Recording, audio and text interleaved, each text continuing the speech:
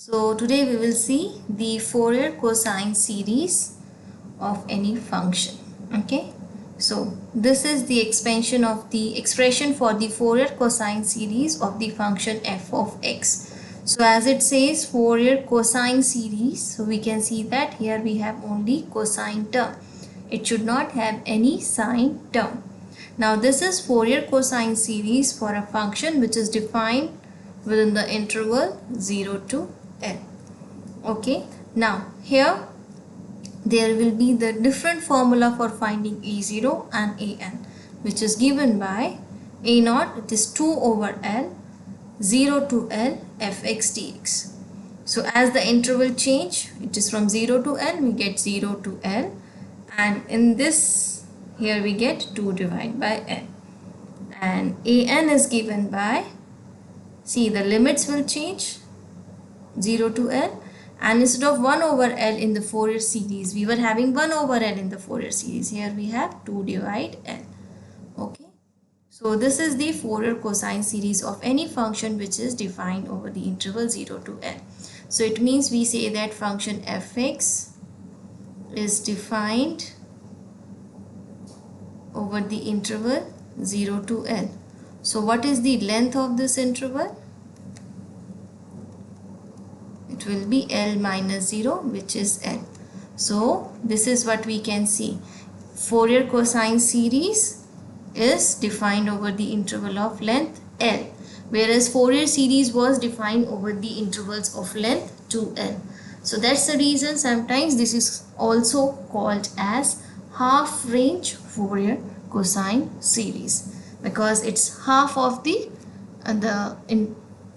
original Fourier series. Okay, so let's see how to work with it.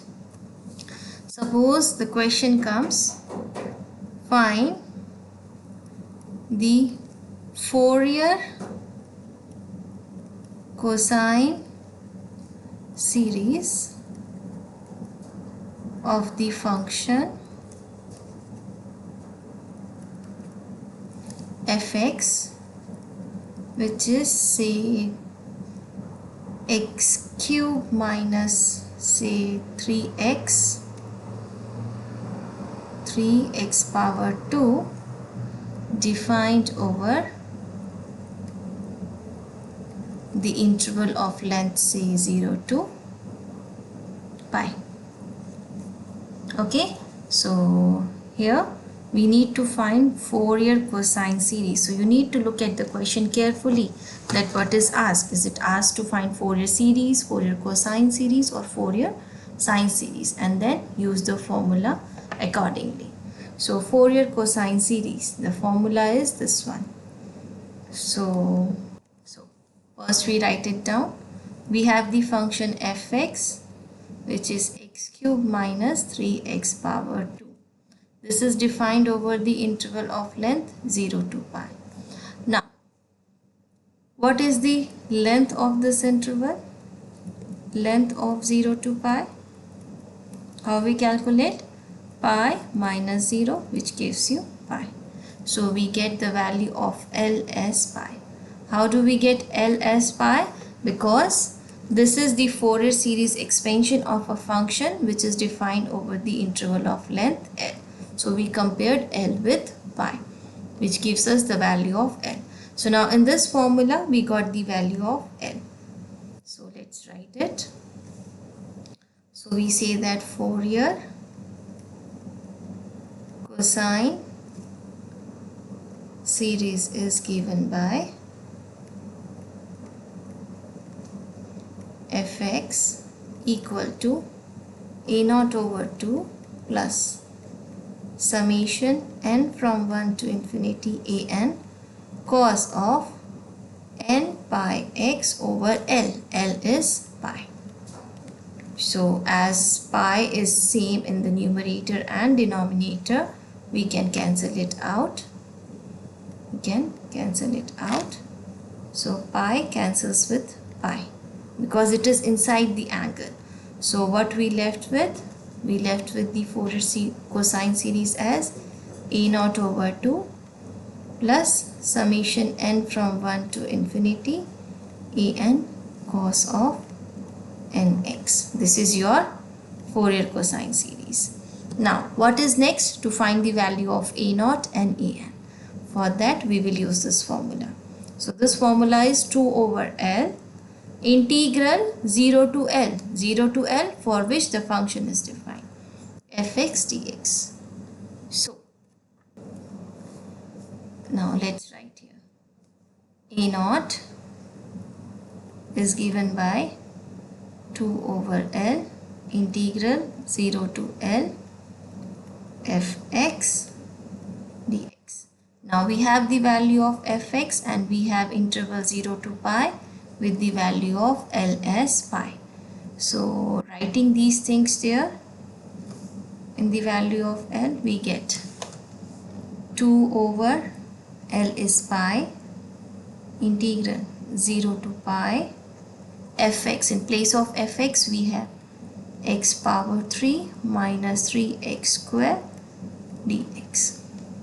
When we integrate it, we will get 2 over pi integral of x power 3, it is x power 4 over 4, minus integral of 3x square, this is 3x power 3 over 3. Limit varies from 0 to pi. So when we substitute the limits for x, we get 2 over pi. When we replace x by pi, we get pi to the power 4 over 4 minus, we can cancel 3 with 3, pi to the power 3. And when x is 0, both values will become 0. So we simply write minus 0. So we can cancel out this 1 pi with both of them. So we get this as 2. Here cancelling pi power 4 with pi, we left with pi power 3 over 4 minus pi square. Okay, so this gives us the value of a0. Let's write it separately. a0 is 2 times pi cube over 4 minus pi square. This is the value of a0. Next is to find the value of an by using this formula. So it is 2 over L 0 to L fx cos n pi x over L dx. So let's write it down. An is 2 over L 0 to L fx cos n pi x over L dx. Substituting the values. 2 over, what was our L? L is pi. The function is x cube minus 3x square. L is pi. Integral 0 to pi. fx is x cube minus 3x square cosine of n pi x over pi dx. Again, before going for integration, it's always better to simplify. We can cancel this pi with pi. So we left with 2 over pi integral 0 to pi x cube minus 3x square cosine of nx dx. Now again, it's a product of two terms under the integration sign and we have rule for each one of them. So we use the method of integration by parts. So again, for integration by parts, you can use UDV method or the other method which is applicable because one of the function is algebraic function. So for that, I select one function for derivative, another function for integration. The function for derivative will be always algebraic function because after certain derivatives it becomes 0. And the remaining function is for integration, which is trigonometric function. So differentiated. Derivative of x power 3. 3x square minus 6x. Again differentiated. 6x minus 6. Derivative again, which gives you 6. Remember, we have to continue until we reach to 0. Derivative of 6, 0. So we have to differentiate it 4 times. Similarly here, integrate it. Integration of cos is sine nx divide n. Integration again, minus cosine nx over n square. Here again integration, minus sine nx over n power 3. And here again minus will become plus cosine of nx over n power 4. So see, if you are using UV method, UDV method, it will be bit longer. So now we give the sign, we start with plus. As we move to the next term, we make it minus. Then plus, minus, plus. And then multiply the terms in cross. As you have to multiply the terms in cross, ensure that you are writing down the terms in a same level. Okay, so this will give you when you write it down there. Then writing down the value of integral, we have a n as 2 over pi. How many terms will be there? There are 4 arrows, 1, 2, 3, 4. So there will be 4 terms. As there are 2 terms here, so put it inside a bracket, better. So that sine nx multiplied with the entire term. So let's write down them. X cube minus 3x square sine of nx over n. Second term, here it is minus and here also minus. So minus minus become plus. Okay, and then 3x square minus 6x cosine of nx over n square. In the next term, again it is 2 terms, so put it inside bracket. The sign is here plus and then minus. So plus minus gives you minus. It's always better to work with this sign earlier in advance. So just 6x minus 6 sine of nx over n power 3. And here minus and plus gives you minus 6 cosine of nx over n power 4. And limits, x varies from 0 to pi. Now what we have to do, we have to substitute the limits. Now see, be careful, here we have x at many places. So we should carefully substitute the limits at all the places. Okay, now so what we are going to do, we are going to first replace x by pi and then x by 0. Now what else is there? After substituting the limits, you remember what we are doing, what we have to do. We are going to use this rules. What is it? For all n belonging to integers, the set of integers, what we have? Sine of n pi is 0 and we have cosine of n pi as minus 1 to the power n, right? Now sine n pi 0 means sine of 0 is 0, sine of pi 0, so on, sine of 2 pi 0, sine of 3 pi 0. So we are going to use this rules, right? So you can think about it directly. When you substitute x is equal to pi, what will happen here? You will get the term sine of n pi, right? Here it is cosine term, so leave it for now. Just focus only on the sine term. Sine n pi, which is 0 by using this rule. When you substitute the limit x is equal to 0, we get sine of 0, which is again 0. So what we can see in both limits, pi or 0, the first term is becoming 0. So we say that this term will become 0 at x equal to pi and x is equal to 0. You can directly write it like this. Okay. Similarly, same thing will happen with this term, because sine, you will get either sine of n pi or sine of 0.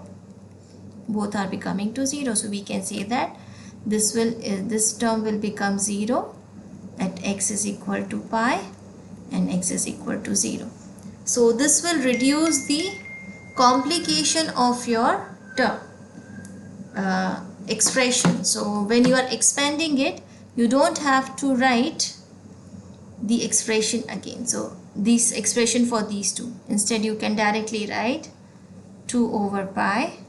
As we know that first term is going to be 0, we write it 0 here, plus, just replace x by pi. We start writing from the second term, 3 pi square minus 6 pi cos of n pi over n square, minus the second term again 0, for third term 6 cos of n pi over n power 4. So see, you don't have to write this complicated term. Again, it's fine. If you want to write it, it's fine. You can write it. It's not wrong.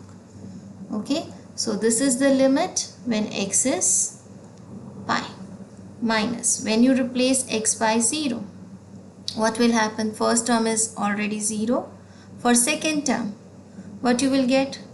0 minus 0 times cosine of 0 over n square. It means this term again become 0. Then third term is 0. Fourth term is 6 cosine of 0 over n power 4. So these are the limits at x is equal to pi, and these are the terms when x is 0. So this term again becomes 0. We left only with cosine of 0. Cosine of 0 is 1, which is not 0. Here, cosine of n pi by using this rule is minus 1 to the power n. Here also minus 1 to the power n. So this gives you, let me just cover this in a bracket. Let's write it on the next slide. An is equal to 2 over pi 3 pi square minus 6 pi. What was the term? Cosine n pi, which is now minus 1 to the power n. Minus 1 to the power n over n square. And then we have this non-zero term, minus 6 minus 1 to the power n over n to the power 4. Then all these terms become 0 and we have this thing. See, it is minus here and then there is a bracket and minus again. So minus minus become plus. So it become plus. Cosine of 0 is 1. So we left with 6 divide n to the power 4. 6 divide n to the power 4. This is the value of an. Now we substitute this value of a0 and an here in this Fourier cosine series. So this was the value of a0. So we say therefore we have the Fourier cosine series fx is equal to a0. What was it? 2 pi cube over 4 minus pi square. 2 pi cube over 4 minus pi square. So the formula says a0 over 2 plus summation n from 1 to infinity an, which is this value, 2 over pi, and then you should have one more bracket, 3 pi square minus 6 pi, this is pi, okay, minus 1 to the power n over n square minus 6 minus 1 to the power n over n4 plus 6 over n to the power 4 times cosine of nx. So see, n varies from 1 to infinity. As the value of n changes, you will get different expansion for the value of fx. So this is the Fourier cosine series for the function f of x, which is x cube minus 3x. So this is, in place of this you can write x cube minus 3x square. So this is how you can express it in the terms of cosine series.